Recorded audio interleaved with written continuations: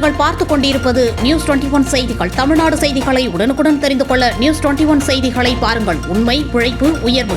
கரூர் திருக்காம்புலியூரில் அமைந்துள்ள அருள்மிகு ஜெயசக்தி விநாயகர் கோவில் கும்பாபிஷேக விழா வெகு விமர்சையாக நடைபெற்றது.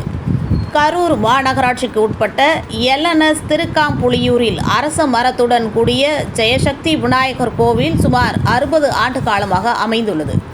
இந்த கோவிலை புதிதாக கட்டுவது என்று முடிவு செய்து ஊர் பொதுமக்கள் மற்றும் விழா கமிட்டியினர் சார்பில் கட்டுமான பணிகள் ஈடுபட்டனர். மேலும் கட்டுமான பணிகள் நிறைவடைந்ததை அடுத்து கும்பாபிஷேக விழா வெகு விமர்சையாக நடைபெற்றது. முன்னதாக புனித நீர் கொடுமுடி காவிரி ஆற்றிலிருந்து புனித நீர் கொண்டு வரப்பட்டது.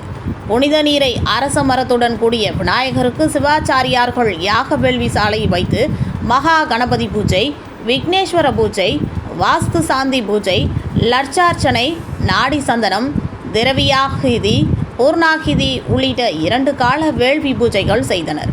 முன்னதாக காலை 2ஆம் காலையாக வேண்டிய பூஜை நிறைவடைந்தும் புனித நீர் அரச மரத்திற்கு சிவாச்சாரியார்கள் மேலதாளங்கள் முழங்க ஊர்வலமாக கொண்டு வந்தனர்.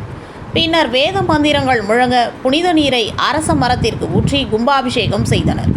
அதனைத் தொடர்ந்து கலசத்திற்கு சிறப்பு பூஜைகள் செய்யப்பட்ட பின்னர் பக்தர்களுக்கு புனித நீர் தெளிக்கப்பட்டது. பின்னர் மூலவர் சுவாமிகளுக்கு புனித நீர் ஊற்றப்பட்டு சிறப்பு பூஜைகள் நடைபெற்றன. மேலும் பல்வேறு பகுதிகளில் இருந்து கலந்து கொண்ட பொதுமக்கள் சுவாமி தரிசனம் செய்து வழிபட்டனர். மேலும் கலந்து கொண்ட பக்தர்களுக்கு அன்னதானம் வழங்கப்பட்டது.